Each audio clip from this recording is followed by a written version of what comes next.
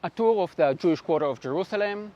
Hi guys, a lot of people have written to me asking me to make more videos about Jewish sites, and so today I'm going to show you one of the Jewishest places in Israel, the Jewish quarter in Jerusalem. I'm not going to talk about the Western Wall, seeing as I've done that already, but instead I'm going to show you part of the heart of the quarter. And I'm going to start here, next to this small synagogue called the Ramban Synagogue. The Ramban, also known as Nachmanides, was a leading Sephardic rabbi. Don't confuse him with Harambam, also known as Maimonides. The Ramban came to the land of Israel in 1267. He actually immigrated to Israel because of the Disputation of Barcelona. The Disputation of Barcelona was a debate initiated by the King of Aragon, Spain, that pitched Christianity against Judaism. The main questions were whether the Messiah had appeared or not, whether, according to scriptures, the Messiah was a divine or a human being, and, surprise, surprise, who held the true faith, Jews or Christians. The Ramban represented the Jews, and a Jew who had converted to Christianity represented the Christians. The Ramban said that the prophets had never claimed that the Messiah had a divine nature and that the Messiah hadn't yet appeared. The fact that there is so much injustice is a sign that the Messiah has not arrived yet. The king was very impressed by the Ramban and said that never before had he heard an unjust case so nobly defended. He gave the Ramban 30 gold coins and visited the biggest synagogue in Barcelona. This was a very unusual step for a medieval king. The Dominicans, the Christians, claimed that they had won the debate, and so the Ramban wrote a book about the case and about his private discussions with the king. The Dominicans said that the Ramban had written against Jesus and demanded that he leave Spain. The king was against it, but the Pope was on their side, and the Ramban had to leave. He could have gone to many places, but the Ramban was a Zionist, a very early Zionist. There is a mitzvah, a commandment, to dwell in the land of Israel, so we came here. In Jerusalem, he found only a handful of Jews and wrote that Jerusalem was very neglected.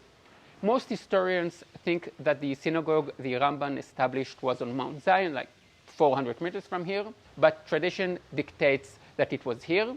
When did the Jewish quarter move here? Probably in the 15th century. How do we know that? There was a Jew who didn't get along with the Jewish community, and he converted to Islam. His mother wanted to support her son and decided to turn her house into a mosque to annoy the Jewish community. And so this mosque actually tells us that this was the Jewish quarter. It is interesting to think that both stories, the Ramban fleeing to Jerusalem and the mosque in the center of the Jewish quarter, concern Jews who converted, one to Christianity and one to Islam. A very well-known phrase in Hebrew says that the second temple was destroyed because of sinat chinam, which literally translated as unjustified hate. When people hate other people for their different opinions.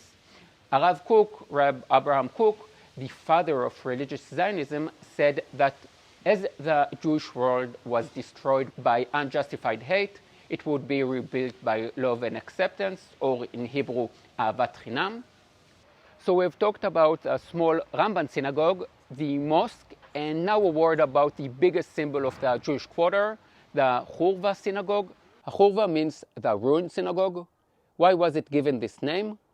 The story of this synagogue starts in 1690 in Poland. A very charismatic Messianic rabbi called Yehuda Hasid said that in order to summon the Messiah, Jews ought to come up to Israel and rebuild the land. He gathered a group of 1,500 believers, and they started to make their way to the land of Israel. Many died along the way, many quit, many new followers joined. They arrived in Jerusalem. They bought a plot on which to build a synagogue from local Muslims. And a few days after they arrived, the rabbi died. His followers didn't have the money to pay the Muslims what they owed, and in 1721 the Muslims destroyed the place and didn't allow Ashkenazi Jews to enter the city. What did the Ashkenazi Jews do? they started to dress like Mizrahi Jews so they could enter the city. Anyway, in the 1860s, the Jews paid back their debt, and the second synagogue was built here. 8 years later, it was destroyed in the War of Independence. Just 10 years ago, it was rebuilt for the third time. From the time the synagogue was first built in 1700 until today, it has stood for about 130 years and has been a ruin for 290 years. So the name fits.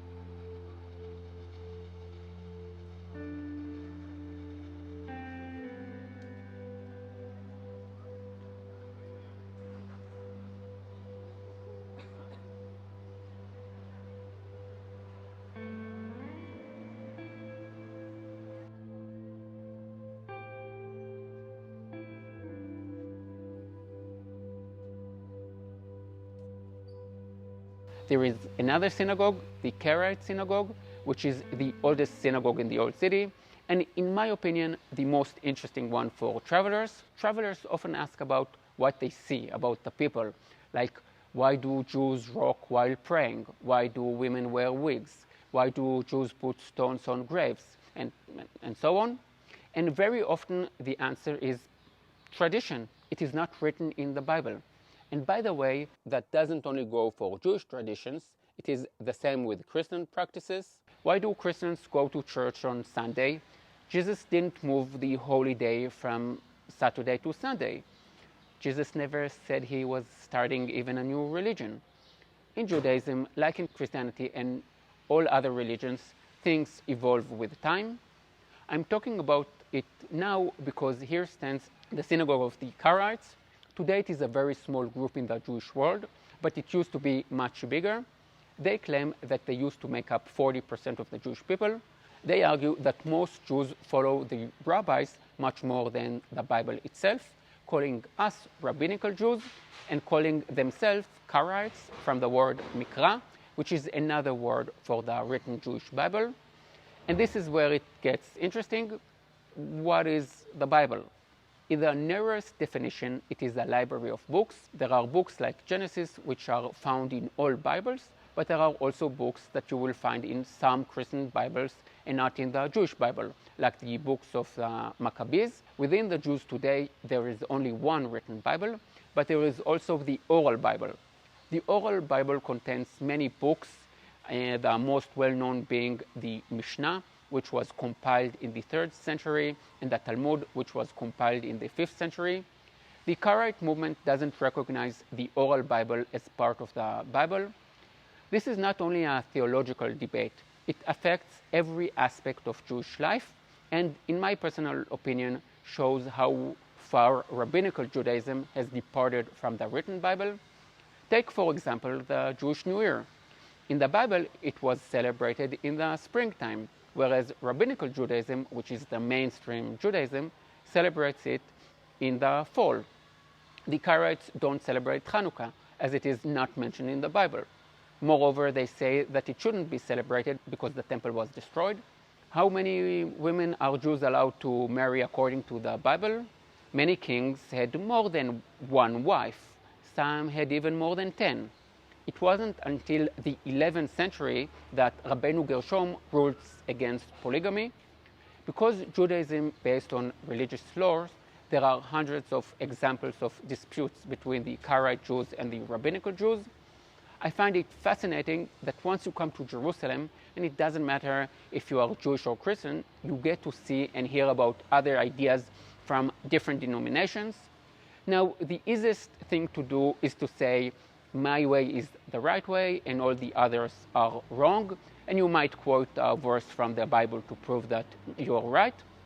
But if your values and beliefs are strong enough, you know that you don't have the answers to everything and aren't or shouldn't be afraid to be open to other new ideas. From here, I want to walk with you to another corner of the Jewish Quarter that tells an interesting and little-known story.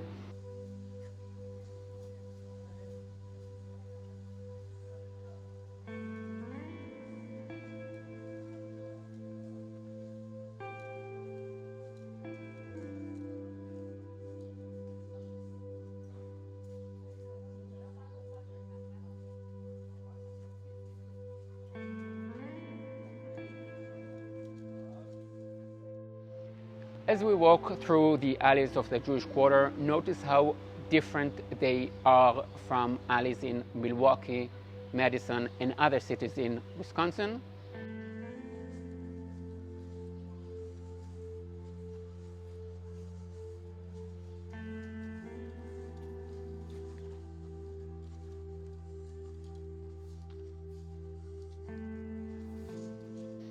This complex here is called Batei Machaseh. It was the first housing project for the poor in Jerusalem.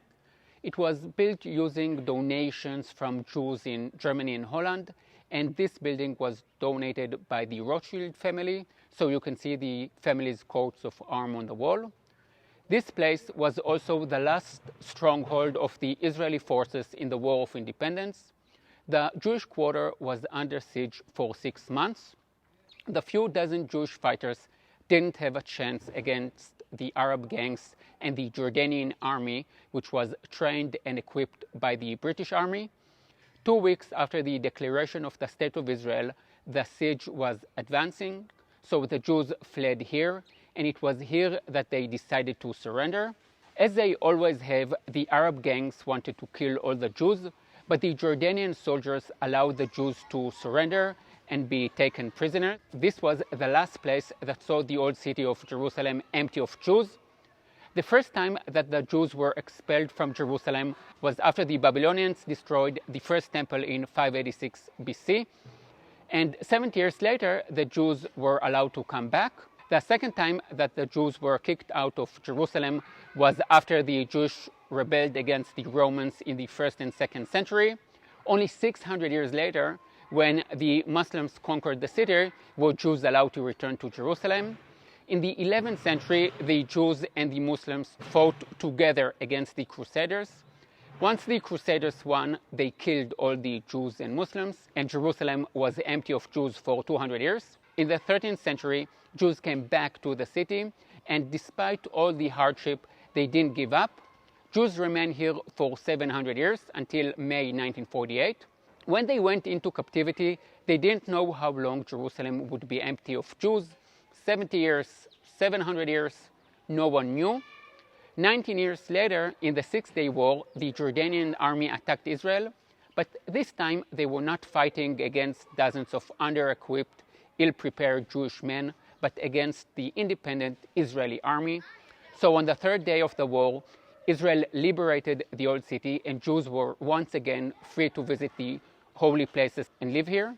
Now I want to show you something very special. Here is a quote from the prophet Zechariah.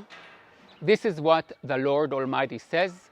Once again, men and women of ripe old age will sit in the streets of Jerusalem, each of them with cane in hands because of their age. The city streets will be filled with boys and girls playing. In Hebrew it sounds better. כה אמר אדוני צבאות, עוד ישבו זקנים וזקנות ברחובות ירושלים, ואיש משענתו בידו מרוב ימים, ורחובות העיר ימלאו ילדים וילדות משחקים ברחובותיה. Now when they added this verse to the wall, they did something that is almost unheard of. To understand what they did, you need to understand that Jews have only one version of the Bible. The English Bible is translated, so there are many different translations. In Hebrew, there is only one version, and you don't touch it and you don't change it. Here, however, they took one letter out of the word imleu, which means will be filled, and without the first letter, it means is filled now. So instead of the city streets will be filled with boys and girls playing, it says the city streets are filled with boys and girls playing. The prophecy of Zechariah has been fulfilled.